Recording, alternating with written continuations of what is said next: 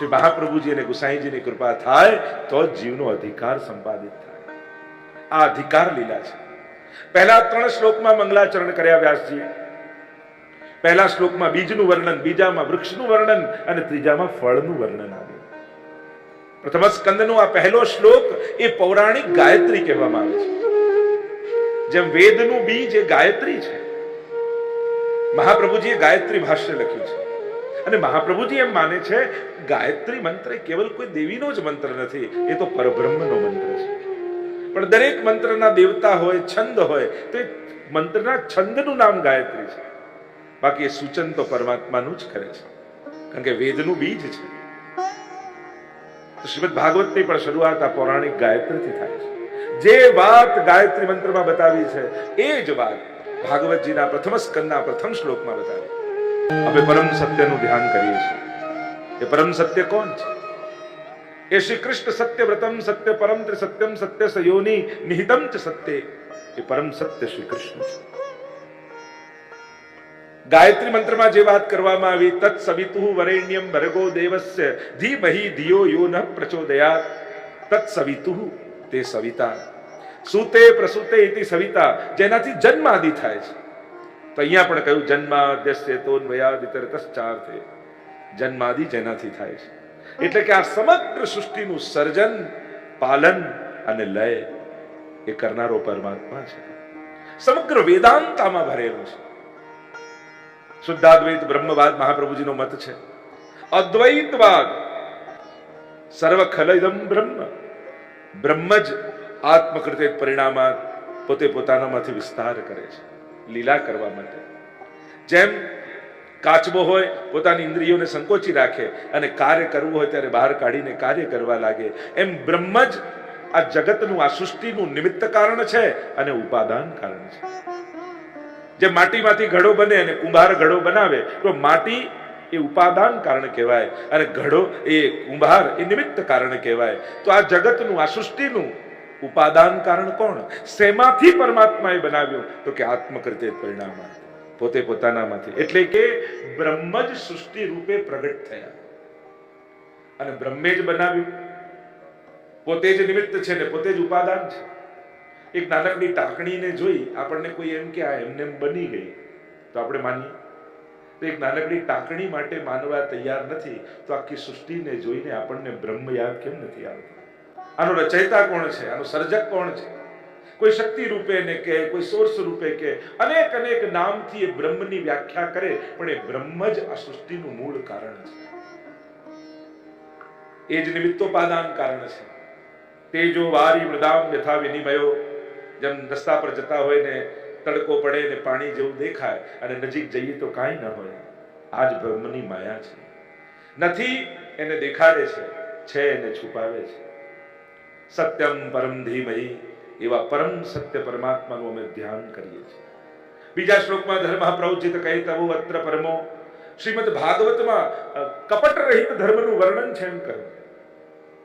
તો કપટ શું છે? તો કે ભગવાન પાસે જઈ ભગવાનને માંગવા અને ભગવાનથી માંગવું, એ જ કાપટ્ય છે. આપણે પ્રભુ પાસે માંગીએ છીએ, પ્રભુને નથી માંગતા. ભાગવત આપણને શીખવાડે છે આ જગતમાં પામવા જેવું કોઈ હોય તે પરમાત્મા છે. કારણ કે જે એને પામી લે છે એને પછી બીજું કાંઈ પામવાનું બાકી રહેતું નથી. જે એને જાણી લે છે એને બીજું કાંઈ જાણવાનું બાકી રહેતું નથી. મનુષ્યની સર્વ ઈચ્છાઓનો વિરામ એ પરમાત્મામાં થાય છે. ભગવાન બે પ્રકારની કૃપા કરે. એક સાધારણ કૃપા કરે, અને સાધારણ કૃપા કરે તો માણસની ઈચ્છાઓ પૂરી કરે. અને ભગવાન વિશેષ કૃપા કરે, અને વિશેષ કૃપા કરે ને તો માણસની ઈચ્છાઓ જ પૂરી કરી નથી. અને પછી પ્રભુ સિવાય બીજી કોઈ કામના મનમાં ન રહે. ત્રીજા શ્લોકમાં ફલ રૂપે બતાવ્યું. આ ભાગવત તો નિગમ કલ્પ તરોર ગલિતમ ફલમ સુખ મુખાદ અમૃત દ્રવ સંયુતમ પીબત ભાગવતમ રસમાલયમ મુહુરહો રસિકા ભુવિ ભાવુકા. ભાગવત ફલ છે. શેનું ફળ છે? તો કે નિગમ કલ્પ તરોર. નિગમ એટલે વેદ. વેદ રૂપી કલ્પ વૃક્ષ ઉપર લાગેલું ગલિત ફલ એ શ્રીમદ ભાગવત છે. ગલિતમ ફલમ એટલે કે આમાં નથી ઠળિયો, નથી છાલ, આમાં કોઈ ત્યાજ્ય વસ્તુ નથી. એટલે પીબત ભાગવતમ રસમાલયમ, અને પીઓ. આનું પાન કરો. આમાં કોઈ ત્યાજ્ય વસ્તુ નથી. અને આ એવો રસ છે, આને રસમાલય કહ્યો છે. જો શ્રીમદ ભાગવત છે ને, એ રસમાલય છે, ન્યાયાલય છે, દેવાલય છે, પુસ્તકાલય છે, અનેક આલયો, ઔષધાલય છે, અનેક આલયો ભાગવતમાં બિરાજમાન છે. આ એવી ભવૌષધિ છે કે જેનું પાન કર્યા પછી જન્મ મરણના ચક્કરમાં પડવું નથી પડતું. પીબત ભાગવતમ રસમાલયમ મુહુરહો રસિકા ભૂય ભાવુકા. આને વારંવાર પીઓ. એકવાર ભાગવત સાંભળ્યા પછી એમ થાય ને કે બસ મેં તો સાંભળી લીધું, તો માનજો કે સાંભળ્યું તો ખરા, પણ સાંભળેલું ફલિત ન થયું. સાંભળ્યા પછી મનમાં જો એવી તાલાવેલી જાગે કે આ ફરી લાભ ક્યારે મળશે, ફરી સાંભળવા ક્યારે મળશે, તો માનજો કે સાંભળેલું ફલિત થયું છે. સેવા કર્યા પછી એમ થાય હાંસ પોડ્યા એટલે પતી ગઈ સેવા મારી. તો સેવા પતાવવા માટે ન હોય, પહોંચવા માટે. તો ઘણી વાર લોકો કહે ને માળા કરી નાખી, પાઠ કરી નાખ્યા, સેવા કરી નાખી, અરે બધું નાખી દીધું તો રાખ્યું શું? તો આ બધું નાખવાનું ન હોય, રાખવાનું. અને એટલા માટે સેવા કર્યા પછી પોઢાડતી વખતે પણ વૈષ્ણવની આંખમાં જળજળી આવે કે પ્રભુ હવે તો આખો દિવસ આપ પોઢી જશો, હવે ક્યારે બીજો દિવસ થશે, મંગળા કરાવીશ ને આપના મુખારવિંદના દર્શન થશે. એટલે જ પોઢાયા પછી સેવાના ક્રમ બાદ આપણે ત્યાં આશ્રયનું પદ, જો ભાગવતજીમાં પણ છેલ્લી લીલા એ આશ્રય લીલા છે. સત્સંગનો પણ વિરામ આપણે ત્યાં આશ્રયથી થાય છે. આશ્રયના પદથી આપણે કરીએ. દ્રઢઈને ચરણને કેરો ભરોસો. ભાગવતમાં પણ દશવિધ લીલાઓમાં છેલ્લી 12મા સ્કંદની લીલા એ આશ્રય લીલા છે. ઘણી વાર લોકો એમ કે ચલો આશ્રયનું પદ ગાઓ એટલે સત્સંગ પૂરો થાય. તો આશ્રયનું પદ એ સત્સંગ પૂરો કરવા માટે નથી, એ સત્સંગને પૂર્ણ કરવા માટે છે. કારણ કે જ્યાં સુધી સત્સંગથી ભગવદ આશ્રય સિદ્ધ નથી થયો ત્યાં સુધી સત્સંગ અધૂરો જ છે. પૂરો નથી થતો, સત્સંગ પૂર્ણ થાય છે. ભગવદ આશ્રય વગર એ સત્સંગ અને સેવા અધૂરા છે. વારંવાર પાન કરવાનું કહ્યું. જ્યાં સુધી આ કર્ણેન્દ્રિયો અલૌકિક ન બની જાય ત્યાં સુધી એને પીતા રહો. નૈમિષારણ્યમાં લઈ ગયા. 88,000 ઋષિઓ યજ્ઞ આદરીને બેઠા છે. સુતજીને બોલાવ્યા છે.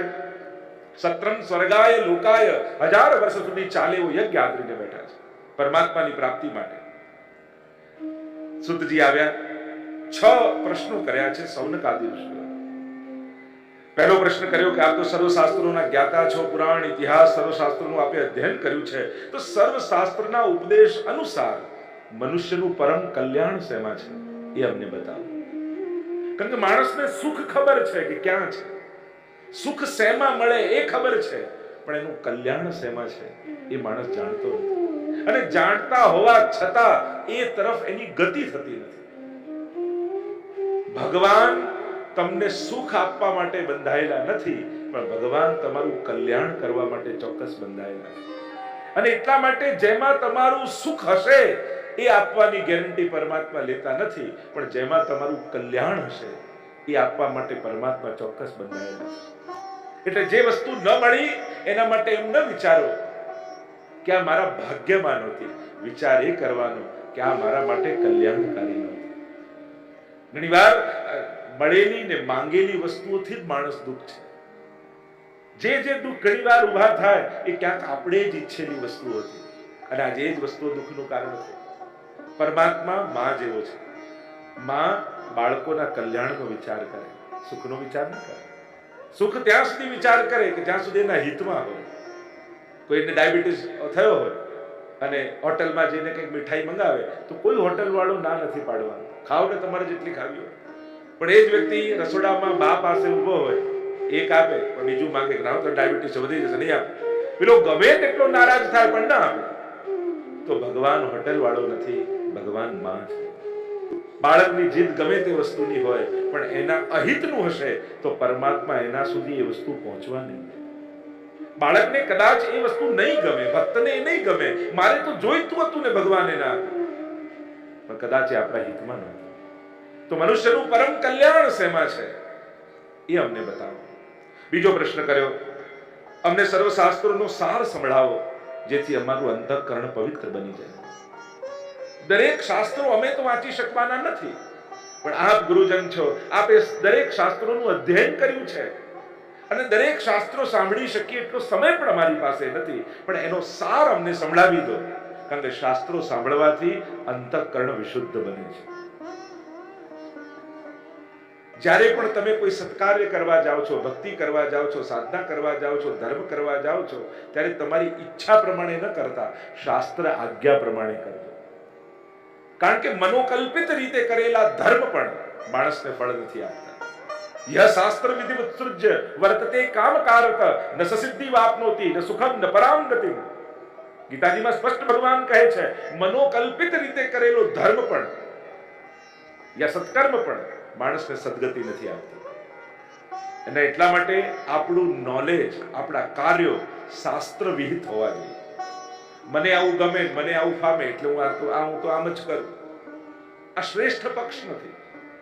શરૂઆત કરી શકાય, પણ પછી શ્રેષ્ઠ પક્ષ એને કહેવાય, ઠાકોરજીને જે ગમે છે ને મારે એ રીતે સેવા કરવી છે, પ્રભુને જે ગમે છે ને મારે એ ગાવું છે, પ્રભુને જે ભાવે છે ને મારે એ ધરવું છે. પ્રભુની પ્રસન્નતા કેન્દ્રમાં હોય એને જ સેવા કહેવાય. તો અમારું અંતઃકરણ પવિત્ર થાય એના માટે શાસ્ત્રોનો સાર અમને સંભળાવો. ત્રીજું કહ્યું, પરમાત્મા વિવિધ અવતારો લઈને આવે છે, એ અવતારો વિશે અમને કહો. જો આ 6 પ્રશ્નોના ઉત્તરમાં ભાગવતજીની કથા કહેવાના છે. ચોથો પ્રશ્ન કર્યો, પરમાત્મા શ્રી કૃષ્ણ જે મંગલ કાર્ય કરવા માટે આ ભૂતલ પર પધાર્યા એનો હેતુ શું હતો? ભગવાને પોતે કેમ આવવું પડ્યું? જો આપણે ત્યાં અનેકવિધ ચર્ચાઓ છે, દેવતાઓ છે, ભગવાનના અવતારો છે, ભગવાનની વિભૂતિઓ છે, ભગવાનના વ્યૂહ છે અને ભગવાન પોતે છે. અનેક પ્રકારથી પરમાત્માનું વર્ણન આપણા શાસ્ત્રોએ કર્યું છે. અમુક કાર્યો માટે ભગવાન પોતે નથી આવતા, પોતાના વ્યૂહથી કરાવે છે. ચતુર્વ્યૂહથી પરમાત્મા કાર્ય કરે ને, વસુદેવ, સંકર્ષણ, પ્રદ્યુમ્ન, અનિરુદ્ધ, આ 4 વ્યૂહ કહેવાય. યા અનેક પ્રકારની વિભૂતિઓ પરમાત્માની છે. ગીતાજીમાં આખો વિભૂતિ યોગ છે કે આ મારી વિભૂતિ, આમાં આ મારી વિભૂતિ. જે જેમાં શ્રેષ્ઠતા છે એ શ્રેષ્ઠતા ભગવાનની વિભૂતિ છે. પાંડવા નામ ધનંજય, તો અર્જુનને પણ ભગવાન કે આ મારી વિભૂતિ છે. તો વિભૂતિથી ભગવાન ઘણા કાર્યો કરે છે. એ જ ભગવાન પોતાના સૃષ્ટિના અનેક કાર્યો કરવા માટે અનેક દેવતાઓને પ્રગટ કરે છે અને તત્ત દેવતાઓ તે કાર્યોને સિદ્ધ કરતા હોય છે. ભગવાન અનેક કાર્યો કરવા માટે અનેકવિધ અવતારો લઈને આવે છે. શ્રીમદ ભાગવતમાં 24 અવતારની કથા છે અને પ્રભુએ તો કહ્યું, સંભવામી યુગે યુગે, હું તો પ્રત્યેક યુગમાં આવું છું. અનેકવિધ અવતારોની કથા છે. તો પરમાત્મા અનેક રૂપે કાર્ય કરે છે. એની પણ ચર્ચા આગળ કરીશું. ભગવાન છઠ્ઠો પ્રશ્ન કર્યો.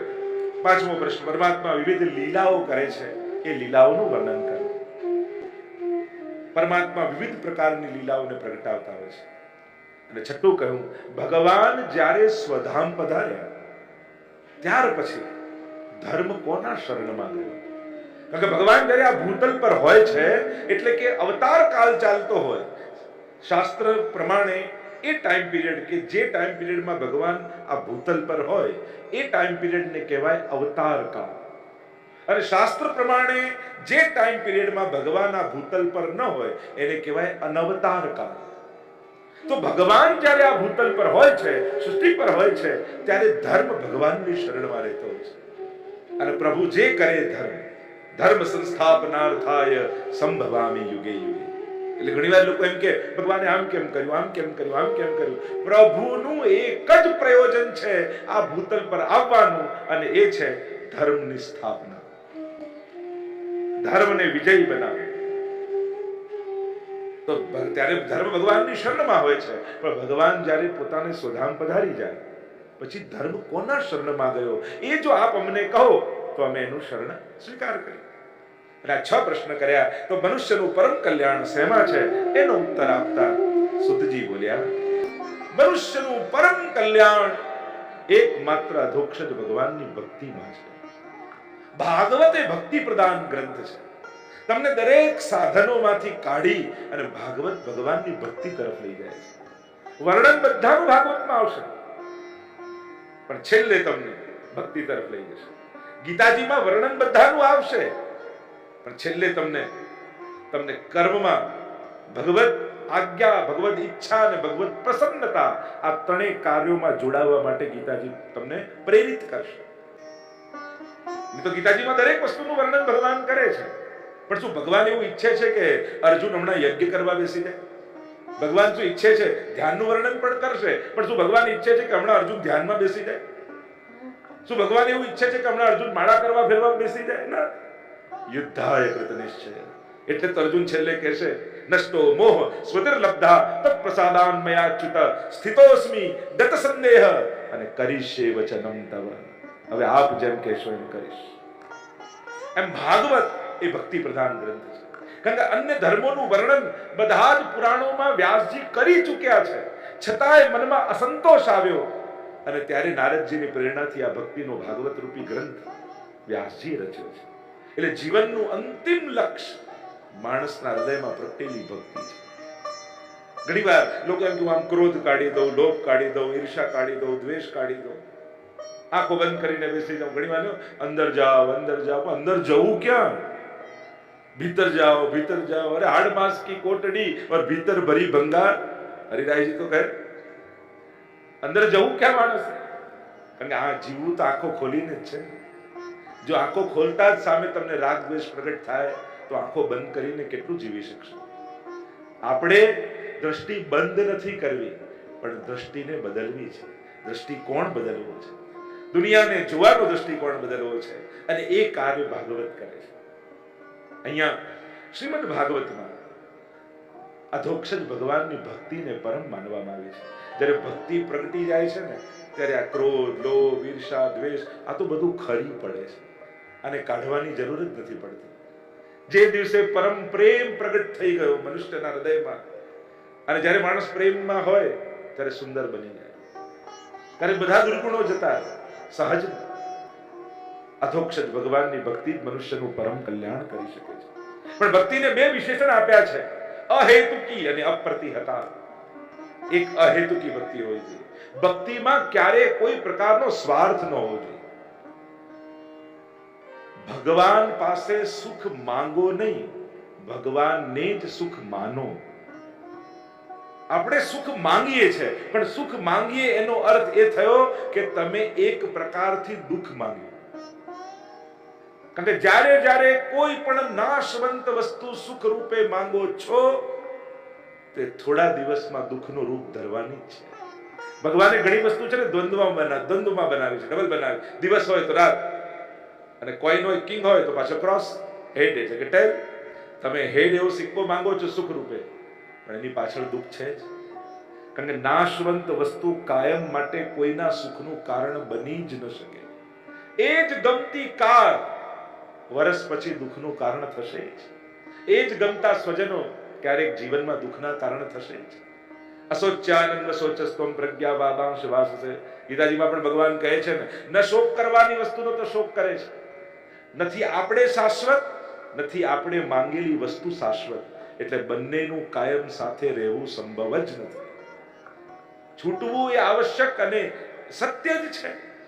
અને એટલા માટે માંગેલું સુખ એ જ એક દિવસ દુઃખનું કારણ થતું હોય છે. એટલે ભગવાન પાસે સુખ માંગો નહીં, ભગવાનને જ સુખ માની લો.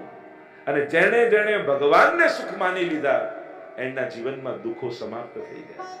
કારણ કે એક વસ્તુ નિશ્ચિત છે, સુખ એ ક્યારે પણ દુઃખનો વિરામ યા અંત ન હોઈ શકે. દુનિયાનું કોઈ પણ સુખ એ દુઃખનો અંત નથી. એ જ સુખ કોઈ નવા દુઃખની શરૂઆત છે. તો દુઃખનો અંત ક્યાંથી આવે, કઈ રીતે આવે? તો કે સાચા દુઃખનું ભાન એ જ આપણા સંસારના દુઃખનો અંત લાવી શકે. તો સાચું દુઃખ આ જીવનનું કયું છે? તો કે ભગવાન કૃષ્ણથી વિખુટા પડે હજારો જન્મોનો અંતરાય થયો છે. અને જે હૃદયમાં તાપ ક્લેશનો આનંદ જેને તિરોધાન થયો છે, એવો હું જીવ ભગવાન કૃષ્ણની પ્રાપ્તિને માટે. અરે હું તો ભગવાનનો અંશ છું, એનો ટુકડો છું. આ આત્મા પરમાત્માનો એક અંશ છે. અને ફરી ક્યારે પરમાત્માની પ્રાપ્તિ થશે? એ ભગવદ વિરહના દુઃખનું ભાન, જ્યારે આત્માના દુઃખનું ભાન થશે, ત્યારે જ મનના દુઃખો સમાપ્ત થઈ જશે. બાકી દુનિયાના ગમે તેટલા સુખો મેળવી લો, પણ એ સુખો ક્યારે પણ દુઃખના અંત નહીં લાવે. સાચા દુઃખનું ભાન એ જ મનના કલ્પિત દુઃખોનો અંત લાવી શકે છે. એટલે જ કહ્યું પરમાત્મા જ સુખરૂપ છે. અહેતુકી અને અપ્રતિહતા. કેવી ભક્તિ? અખંડ ભક્તિ. ખંડિત ભક્તિ નહીં. 2 દિવસ કરી, 3 દિવસ રજા, પાછું 3જા દિવસે કરી, 4થા દિવસે રજા. ઘણી વાર સેવા પધરાવીએ અને સેવામાં તો ઘણી વાર એમ થાય કે આજે 56 ભોગ બનાવી, પછી 2 દિવસ એમ થાય આજે જગાડવા જ નથી. માણસનું મન તો એવું જ છે. એટલે જ આ આજ્ઞા લઈને સેવા કેમ કરીએ છીએ? ઘણી વાર લોકો કહે આ વારે ઘડી છે ની આજ્ઞા લેવાની. આજ્ઞા એ તમારા ભાવની સુરક્ષા છે. કારણ કે મન તો એવું છે કે આજે કરવા 56 ભોગની ઈચ્છા થાય, કાલે મિશ્રીએ ન ધરો, પણ આજ્ઞા લીધી હોય એમ થાય ના ગુરુદેવની આજ્ઞા છે, કરવું તો પડશે. ભક્તિ અખંડ જોઈએ. નારદજીના શબ્દોમાં કહું, ભક્તિ સૂત્રમાં તો તૈલ ધારાવત, તેલની ધારા જેવી ભક્તિ હોવી જોઈએ. દરેકના જીવનમાં કોઈ નિત્ય નિયમ જરૂર હોવો જોઈએ. જેના જીવનમાં કોઈ નિયમ નથી હોતો એનું જીવન બહુ નબળું થઈ જાય છે. એના જીવનમાં પાપ કરવાની સંભાવનાઓ વધી જાય છે. અને તમારા નિયમને બંધન ન માનો, તમારા નિયમને તમારા ભાવની સુરક્ષા માનો કે આ નિયમ મારા ભાવની સુરક્ષા કરે છે, મારા મનની ને બુદ્ધિની સુરક્ષા કરે છે. કારણ કે એક વસ્તુ ધ્યાન રાખજો, કોઈ ઘર બગાડી જાય નુકસાન નથી, કોઈ ગાડી બગાડી જાય નુકસાન નથી, કોઈ ધન બગાડી જાય નુકસાન નથી, કોઈ કપડા બગાડી જાય નુકસાન નથી, પણ કોઈ મન બગાડી જાય ને બહુ મોટું નુકસાન છે. કોઈ બુદ્ધિ બગાડી જાય ને બહુ મોટું નુકસાન છે. તો આ મન અને બુદ્ધિની રક્ષા શેનાથી થાય? તો કે આપણા નિત્ય નિયમ દ્વારા. નિત્ય નિયમો એ બંધનો નથી, અને બંધન રૂપે ન માનો, નહીં તો ભાર લાગશે, પણ તમારી ભક્તિની વિકાસના ટેકા છે. એક નાનકડી કુમળી વેળ ઉગી હોય એટલે આપણે લાકડી રોપીને વેળને બાંધી દઈએ, અને કોઈ એમ કે હમણાં તો ઉગી એટલે બાંધી દીધી, પણ એ લાકડી એનું બંધન નથી, એના વિકાસનો આધાર છે.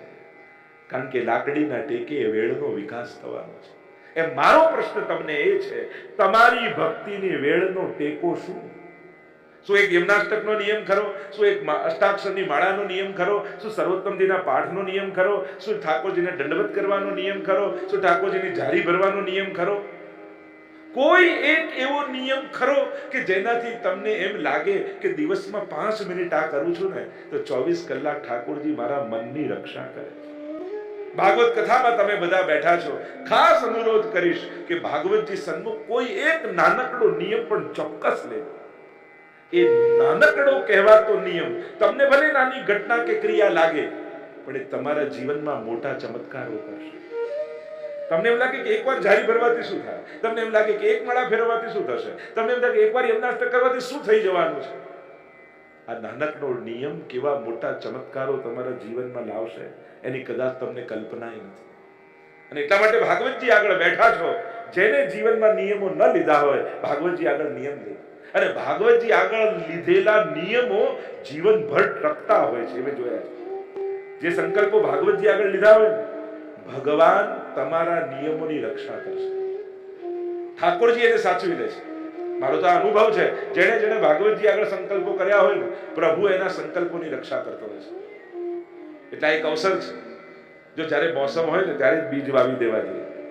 એમ લાગે ને કે હવે સમય છે તો ખેતરમાં ગમે ત્યારે બીજ વાવો તો ઉગે નહીં, પણ જ્યારે માહોલ બંધાયો હોય ને, ખેડૂતને ખબર હોય કે આ સિઝનમાં બી વાવી દઈએ તો વર્ષા પડે ને ઉગી નીકળશે, એમ વડોદરા માટે આ 7 દિવસ બહુ સારો માહોલ અને મોસમ છે ભક્તિ કરવાનો. એટલે આમાં નિયમોના બીજ વાવવા હોય તો વાવી દેજો.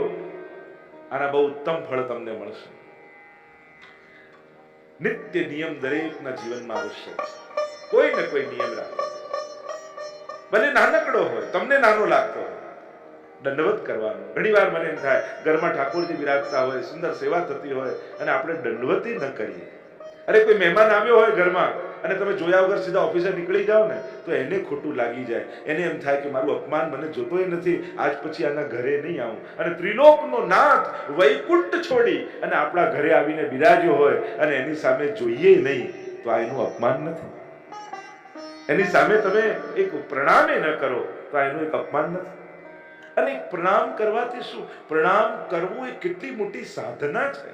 તમને એમ થાય કે આમ દંડવત કરવાથી શું થશે? અરે ના, ભાગવતનો અંતિમ શ્લોક એમ કહે છે, પ્રણામો દુઃખ સમનસ્તમ નમામિ હરિમ પરમ. કેવલ પરમાત્માને પ્રણામ કરવા માત્રથી ભગવાન તમારા સમસ્ત દુઃખોને હરી લે છે. માણસ સુખ માટે ફાફા મારે છે કે મારું દુઃખ જાય, પણ દુઃખ હરનારો તો હરી જ છે. કેવલ તમારો કરેલું એક પ્રણામ તમારા સમસ્ત દુઃખોની સમાપ્તિ કરી દેશે. એટલા માટે આ નિયમ તો પ્રત્યેકે લેવા જોઈએ. ઘરે બિરાજતા ઠાકોરજીને રોજ વંદન તો કરવા જ. નવધા ભક્તિમાંની એક ભક્તિ છે. શ્રવણમ કીર્તનમ વિષ્ણુ સ્મરણમ પાદ સેવનમ અર્ચનમ વંદનમ. વંદન પણ નવધા ભક્તિમાંની એક ભક્તિ છે. આ બે કાર્ય ઘરમાં દરેકે કરવાના. દરેક વૈષ્ણવ પરિવારનો આ નિયમ હોવો જ જોઈએ. એક, સવારે ઉઠીને ઘરના બધા લોકોને જય શ્રી કૃષ્ણ જરૂર કરવા, અને બીજું, રોજ ઠાકોરજીને દંડવત જરૂર કરવા. ભલે ઠાકોરજી પડી ગયા, એનું મંદિર પણ ભગવદ રૂપ જ છે. યાજી જાગ્યા ન હોય, તમારે વહેલા ઘરેથી ઓફિસે નીકળવાનું હોય, તમને ઠાકોર તો જાગ્યા નથી, ભલે જાગ્યા નથી, મંદિરને દંડવત કરો તો ઠાકોરજી સુધી પહોંચી જ જવાના છે. હવેલીએ જાઓ ને દ્વાર બંધ થાય તો દ્વાર બંધ છે, ઠાકોરજીની નેત્રો બંધ નથી, એની દ્રષ્ટિ તો તમારા સુધી પહોંચી જ જવાની છે. પગથિયાને પગીને લાગીને આવો ને તો એ તમારા દંડવત ઠાકોરજી સુધી પહોંચી જતા હોય છે. તો પ્રભુનું ભગવત મંદિર એ અક્ષર બ્રહ્મનું રૂપ માનવામાં આવે છે. એટલે વંદન જરૂર કરો. અને વંદન કરવાનો પણ આપણે ત્યાં પ્રકાર છે. હાથ જોડીને દંડવત કઈ રીતે કરાય, અષ્ટાંગ પંચાંગ. ઘણી વાર લોકો આમ આમ કરીને ખબર નહીં શું કરી જતા હોય છે, એ જ જાણે. અને ઘણી વાર તો કારમાં જતા જતા, સ્કૂટરમાં જતા જતા મંદિર ક્યાંક બાજુમાં તો હોર્ન મારે. તો હોર્ન મારવાથી ખબર નહીં, ફોરેનમાં તો એને ઇન્સલ્ટ માને, વિદેશમાં તો કોઈને હોર્ન પાછળથી મારો તો ઇન્સલ્ટ એવું લાગે, મને હોર્ન મારે છે. તો ભગવાનને જોઈને હોર્ન મારવાની જરૂર નથી. આ કોઈ સત્કર્મ નથી, એનાથી કોઈ તમારા દંડવત કે વંદન પહોંચતા નથી, ખાલી નોઇઝ પોલ્યુશન થાય. એટલા માટે આ એક કોઈ પ્રથા કરતું હોય કે જ્યાં મંદિર આવે એટલે હોર્ન વગાડીને જવું, એમાં કાંઈ ભગવાનનું સન્માન આપણે કરતા નથી. વંદનનો પણ એક પ્રકાર છે, હમણાં એ ચર્ચા નથી કરતા. અહીંયા કહ્યું ભગવાનની અહેતુકી ભક્તિ દ્વારા મનુષ્યનું પરમ કલ્યાણ છે એમ કહ્યું. એટલે કે એક મનથી પોતાના મનને ભગવાનમાં પરોવી અને પ્રભુનું શ્રવણ મનન કીર્તન અને ધ્યાન કરવું જોઈએ. આ મન પ્રભુમાં પરોવાય. જો જે ભગવાનમાં મન રાખે એ મર્યાદા, અને જેના મનમાં ભગવાન રહે એ પુષ્ટિ. ભક્તોના હૃદયમાં આવીને ભગવાન બિરાજી જતા હોય છે.